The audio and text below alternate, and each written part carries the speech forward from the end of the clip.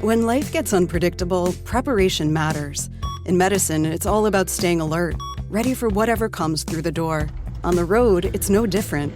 That's why Volvo designs vehicles to help anticipate risk, reduce harm, and protect lives. The Volvo XC90's advanced safety systems inspire confident decisions wherever the road takes you. The Volvo XC90, for life. Proud sponsor of the Pit Podcast. Learn more at volvocars.ca/safety. New year, new taxes. Of course, the year has just begun, but we're anticipating the onslaught of new taxes that will come our way, whether it's on our paycheck or whether it's when we try and buy something at the store. Of course, there's actually going to be an increase in the federal alcohol taxes. That's going to cost you more when you want to buy certain products. And with more on increasing taxes in the country, let's go to Franco Terrazzano, Federal Director of the Canadian Taxpayers Federation. Franco, Happy New Year. Happy New Year. I love talking to you because I sometimes love to take aim at our over-taxation at times, especially from a province like Quebec. So why don't you give us the bad news here, Franco? I know I mentioned some alcohol taxes here, but where's the Canadian government going to be taking more from us this year? Well, I love that you love to talk to me because, I'm really not the most popular guy at the cocktail crowd this time of year. And you ask, where's the government taking more money from us? Well, every time we go and pick up a bottle of Pinot, we pick up a case of beer, or if we just want to go and pick up some rum or whiskey or vodka, the government's going to be taking significantly more from us. There's a big tax hike coming from the federal government on April 1st, a tax hike that is going to increase with inflation. Now, what's happening with inflation? It's sky high, which means that the tax is going up by about 6.3% come April 1. Sorry, say that again. What's the percentage there? It's going to be a 6.3% come April 1, the increase in the federal excise tax. But let me tell you something.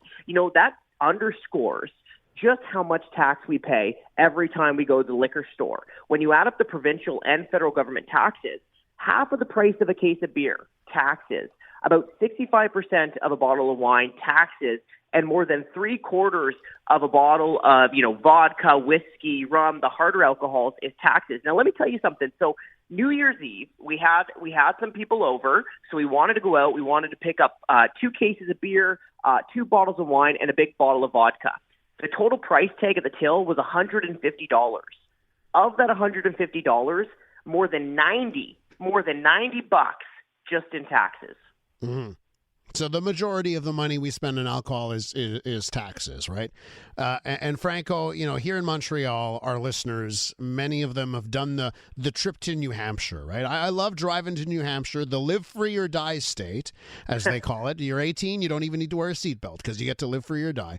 And I've done it. It's 4 hours away. It's such a lovely part of the U.S. and they have no sales tax, right? So you go into the liquor board, the liquor stores, and you see the prices on that bottle of liquor that you'll spend $100 on in Quebec, and then you can see it on the shelf for $35 US or $40 US, and you think you're getting a bum deal. But, and this is another reason why I like talking to you, Franco, because I know I can have some debate and some back and forth. If I were to juxtapose the services that New Hampshire provides to citizens versus the government programs and services we have in Canada, obviously the taxes are going to pay for things here. But give me the case here, right? That it doesn't matter with the services that we're getting. This taxation is too high in Canada. Okay, yeah, I love it. Okay, so first of all, let's just put the numbers of the comparison. When you're talking about taxation on a case of beer in Canada, that's 5 times higher. 5 times higher than the taxes on a case of beer on average in the U.S. I mean, in some provinces, you're actually paying more in taxes than you're paying in the retail price of a case of beer in about half of U.S. states. Now, to your bigger point, though, okay, well, hold on a second here, because this increase in taxes, we're talking about $45 million, right? The deficit federally alone is tens of billions. Uh-huh. So this increase is tens of millions, the deficit, tens of billions. The overspending by the federal government, which means how much the finance minister, Chrystia Freeland, is going over budget this year, just over budget, is $20 billion. So this is not paying for the services that you might be talking about. Now, one other pushback that sometimes I get is, well, what about, shouldn't we be raising the cost of alcohol to deal with some of the social problems? Well, I'm not a mental health expert. I'm not an addiction specialist, but I don't think that we're going to fix addictions, work with people with mental health by increasing taxes. I don't think we're going to improve the lives of someone who's down on their luck by making it more expensive here in Canada, especially when we're already about, nearly 4 decades high of inflation. Yeah, and Franco, that's such an interesting debate, but not really like a debate for another day, right? On alcohol in general, there's no question. If let's say alcohol didn't exist, and then today someone invented it, they'd ban it. I mean, it's a terrible product that does terrible things. But you know what? That's not the case with alcohol. We love it. We use it. It's the holidays, all that kind of thing. But before I get to your point here, Franco, we're with Franco Terrazzano from the Canadian Taxpayers Federation. Before I want to get to overspending because I think it's so important here. If you could, just before we talk about overspending, you mentioned the alcohol taxes. Any other ways that we should be aware of where the federal government will be taking more money out of our listeners' pocketbooks? Yeah, so the big one is actually going to be gas taxes.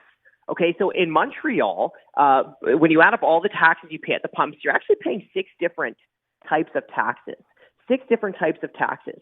Now, one is a carbon tax. It's a cap and trade system, but it increases the price of gasoline by about 9 cents per liter. Now, the Quebec government has its own carbon tax, but the federal government, the way it works is that the federal government requires every province to have a certain carbon tax in place. Quebec, about 9 cents a liter. However, the government is also imposing a second carbon tax next year through fuel regulations. Now, the government estimates that it could increase the price of gasoline by up to 13 cents per liter by 2030. Now, hold on a second, because British Columbia is currently the only province that has that second carbon tax, and that increases the price of gasoline by 17 cents per liter. So this second carbon tax that the government is bringing in this year, it's already 2023, on July 1, it could substantially increase the price of gasoline all across Canada, especially or including in Quebec and in Montreal. So alcohol, so gas, anything else? Is there another hit that we're getting this year? There is, and that's on the payroll taxes, right? What you pay in your pension plan, what you pay for the QEI. So you're looking at about over $200 extra that government is going to take from the QPP and the QEI. So if you're making $65,000 or more, you'll probably be paying an extra $211, but your total payroll tax bill this year is going to be about $4,700.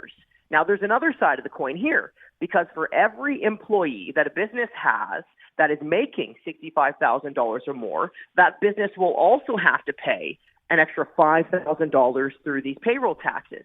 Now, that's going to be very damaging for many businesses, right? Because whether it's the restaurant down the street, whether it's the gym owner, the last 2 years plus have been very difficult. Not too many businesses have all this liquidity, all this cash lying around. So this additional payroll tax bill, I think, is going to come with a sting for both middle-class workers and especially the small businesses that employ them. So, Franco, what you're saying here, for a lot of our listeners, when they get their first paycheck of the year, the number will be smaller than the first paycheck of last year? Yes, that's correct. Wow. Assuming you're making about the same amount of money, yeah. you might be looking at your paycheck and be calling your accountant and say, hey, something is wrong. Well, that something is wrong is that your payroll taxes have gone up. Oh, boy. At a time when we're seeing inflation of all times for government to say, let's take more from your paycheck. Okay, let's tackle the overspending, Franco, okay? And we have maybe a minute or so to talk about this one here. Taxes to increase revenues. There's a much simpler way for governments to get their fiscal house in order. Lowering the amount they spend. Where's the glut? Where's the fat in Ottawa that we need to take a long, hard look at? Well, certainly we would need more than a minute to really dive into that. But let me just give you one example, okay? So in April, Ms. Freeland, the federal finance minister, announced her budget. She said she would spend $452 billion. Now, fast forward to the end of November to the mid-year budget update. Now she says she's going to spend $472 billion in this budget year, which means that in just 7 months, she's already on track to spend $20 billion over her own budget. To put that into perspective, instead of spending $20 billion over budget, by just sticking to her budget, Freeland could lower the federal sales tax from 5% to 3% and still reduce the deficit. So that's what I mean when we're talking about massive overspending. Franco, I'm a center, slightly left guy, right? And this kind of stuff is getting someone like me to say, what are we doing? You know what I mean? Like, it's just like as a taxpayer, I'm saying to myself, it's just enough. The line must be drawn here. and it seems like we're just getting dinged left, right, and center. Franco, thank you for coming on the program. Thanks for having me on today. Franco Terrazzano is federal director of the Canadian Taxpayers Federation.